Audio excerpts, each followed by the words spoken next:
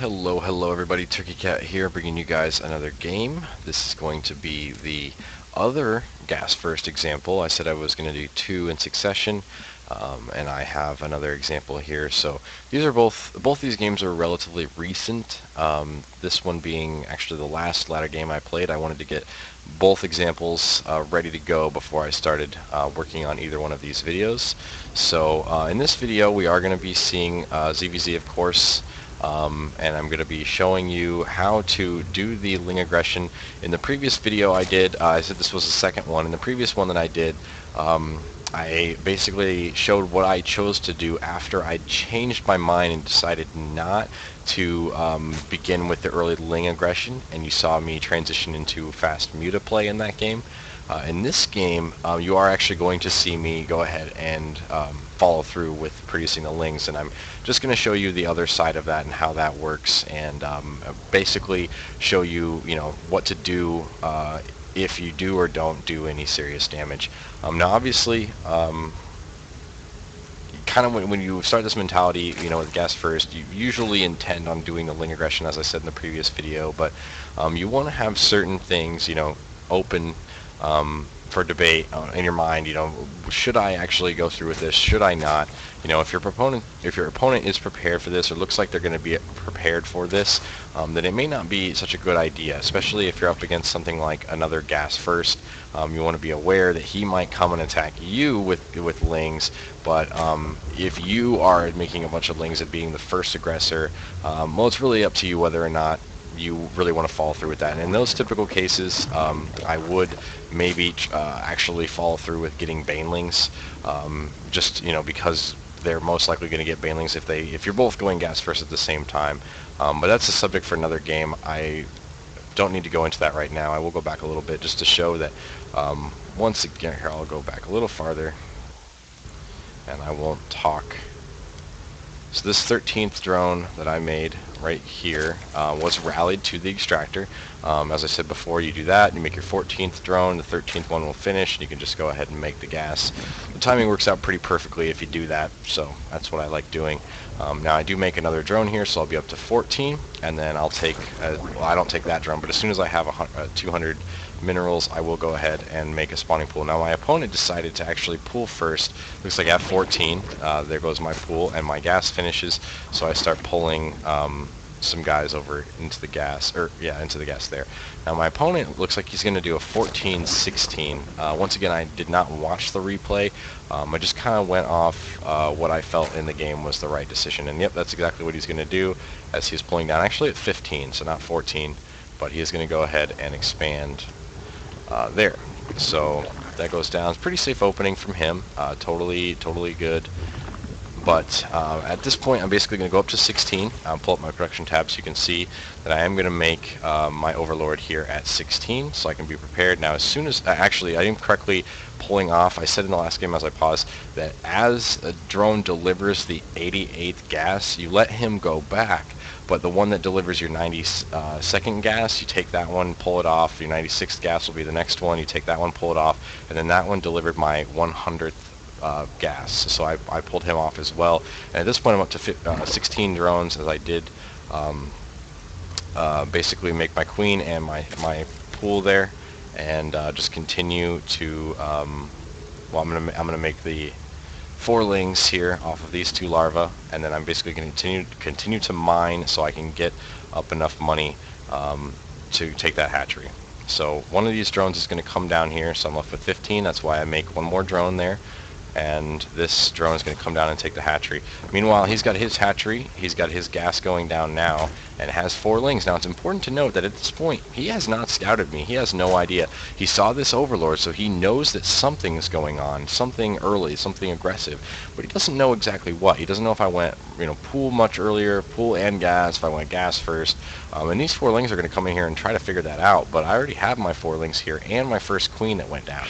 Now, as the first queen finished, as before, I did make another queen, so that's going to come out pretty much immediately, and it'll be ready, and I am going to make that overlord just as the last game. Now, at this point, I am actually going to take all of these larvae, make them into lings, and then the 4 more that pop off. So I'm basically going to have 14 lings in production on top of the 4 that I have here in the front. That's going to give me 18 lings to be aggressive with, and speed should finish here in just a moment, and these lings are almost done. So at this point, he still doesn't know this is coming. He's got a queen all the way out here that was harassing one of my overlords, but he's got another queen in production, a spine crawler here as well, so he might be aware that this is coming, but he's not ready right at the moment. Now he does see that these lings are on the way with this overlord, and he does start pulling things back into place. So he is going to try to wall this off, but as you're going to see, this is going to work out in my favor just enough. Now as I'm coming in here, I want to basically illustrate, what do you decide to attack? Obviously, I run in here and I see I see these queens in position, and I see these pulling drones back into his main, which is the correct decision. Should I target the queen here and allow these queens to peg at me? What should I do? In this situation, with all these lings here, if he was well defended, with these 2 in the back, then I might just honestly pull back, get a couple more gas, get a baneling nest. I did actually put guys back into gas since this is ZvZ, and I have my hatchery down now. So I want to transition out of this, so I am back in gas so that I can get a baneling nest basically with my next 50 gas. So I might do that, and you don't want to lose these lings, because right now he doesn't have speed. I'm pretty aware that it's gonna be a little while before he's gonna have speed, so I have an advantage right now, and losing all these lings by just throwing them into these queens would be a terrible idea and would cost you that ability to threaten your opponent, to make them feel like they're stuck in their base, and it would also give them the opportunity to counterattack, forcing you to make more lings or potentially take a lot of damage yourself. But this is going to work out in my favor, where I see these getting in position and I'm like, oh, can I make it? Can I make it in? And oh, look at that, just enough room. So I actually do make it into the base. I'm going to pull up the workers killed count here as I just target down workers and just start taking them out. 3, 5, not a lot, but as his lings come in, I don't really want to engage those. I know the queens are going to be up closely, so I do a couple hits there, and then I just pull out. 6 workers killed. I lost some of my lings as well, but I still have lings. And so basically he's forced at this point to decide, okay, my speed is half done. Do I make a bunch of lings and go for a counterattack? What do I do here? Do I make drones? And it looks like he did decide to make a few drones there behind it. But meanwhile, my hatchery's done. I'm making drones as well, taking my second gas, getting a baneling nest now. Was a little bit late, I would assume, but these lings will allow me to maintain map control, poke around if I want to, and allow him to realize that with the amount of lings he already has, he's going to have to make that many more, whatever I maintain. I'm not completely dead. I didn't do a lot of damage with it, but I did harass him a little bit. It could have been better. I could have picked off queens, but he did have 3 queens tight together, and it's pretty hard to do a lot of significant damage against 3 queens at the same time they're attacking. They do a fair amount of damage. So I think it was about the best I could do in that situation, but this video is going to allow me to show the transition from that. So at this point, I'm actually ahead in drones, as you're going to see. Not just the 6 that I killed, but an additional 4 on top of that I was able to build while he was forcing to react back here and make these lings. I did send a ling out and took this tower, and he did retake that, or actually maybe I haven't sent that ling out. I did already. I did send it out already. So he did actually kill that, and he's going to go in here, and he's going to actually manage to pick off this overlord. He's going to start harassing this one too, but he's not going to get that one. And meanwhile, I'm just getting 2 evolution chambers and a roachborn. I assume that I'm ahead, and I don't know for a fact that I'm ahead, but I assume I am, because anything he can do right now would be heavy ling aggression. He's not going to have any sort of real threat with roaches, and if I do see him moving out with roaches, I'll make roaches myself. So it's a good future attack, knowing that I was actually really well saturated very quickly after that attack, and if he reacted by making tons and tons and tons of zerglings, zerglings, then he wouldn't have this drone count here. But if he made drones, then he's going to have to make those drones after he made this round of zerglings, which just came after my round of zerglings. So it gave me that opportunity to get a little bit of economic lead. And until he threatens me and forces me to make more zerglings, at this point, I'm ahead. I assume I'm ahead, and I am.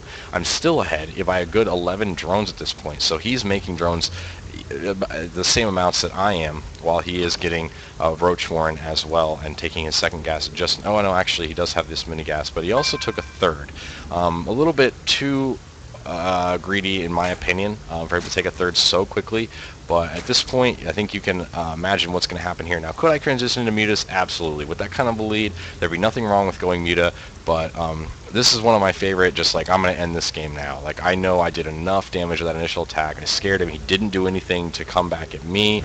Meanwhile, I was able to, continue to do whatever I wanted, and I feel free right now to really do whatever I want. So my plan is to, use these lings, secure out my third here in just a moment, and push out with the roaches that I'm going to be producing, or am producing right now, 16 on the way. And as these upgrades finish, then I'm just going to move across the map. And I'm going to speed up a little bit because at this point it doesn't really matter, but I am going to be basically doing exactly what I said. One ling, actually I didn't forget to move these down, so I did send one ling back just to make sure he's got nothing there. I poke in here with just the lings while the roaches were headed up this way so that I could see if he had a third. As soon as I saw creep, I thought, okay, crap, he does have a third, and you're going to see me turn these back around this direction, and I'm going to go ahead and kill that third because I know he can't defend it at this point. 1-1 is really, really strong, and I'm also going to make some banelings behind this so he doesn't really have any ability to kill these lings with the amount of banelings he's got. So a few roaches from him, but 0-0 upgrades, and I'm just going to go ahead and throw everything at him. Ling reinforcements are coming in. I'm still actually producing 6 roaches behind this as well, so I can follow up this attack because I saw this hatchery here. Those were bad. That was a bad mistake. That, a move, I guess, banelings will attack larvae, so or cocoons being morphed in. But I'm going to do a little bit of micro here. I'm going to get BM'd as well, but that's to be expected sometimes when you're playing ladder games. Your opponent just doesn't quite understand what a timing attack is and calls me a noob face. So can happen, but essentially at this point taking my third and killing out his third just allows me to maintain that lead.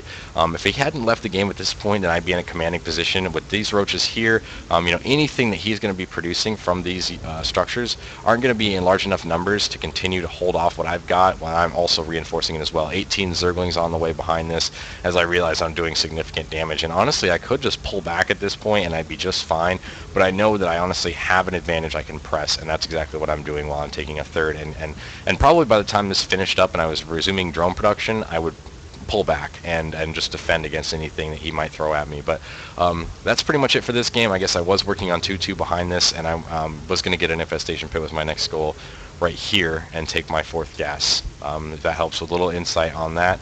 But at the moment I was just making lings and just continuing to reinforce this attack as I see how much damage I was actually able to do and how handedly I was actually able to kill his army. So that's pretty much it for this one.